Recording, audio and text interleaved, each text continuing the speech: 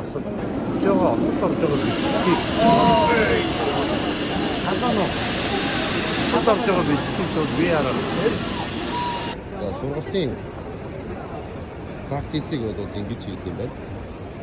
Дэлгэцэн дээр материал байна. За өргөх хэрэгслийг гараараа барьж авч байна.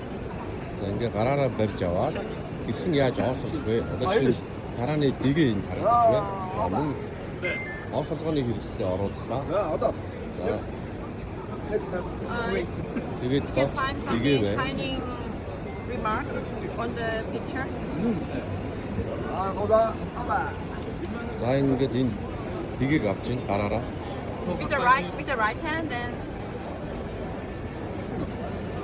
more closer to the item, shining item. And yes.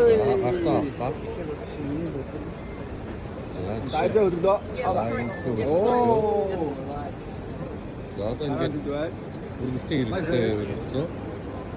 За хаалтчдаа ингэж 50 гэдгийг хэлээд хэрхэн оосох вэ гэдгийг зааж өгөх юм байна.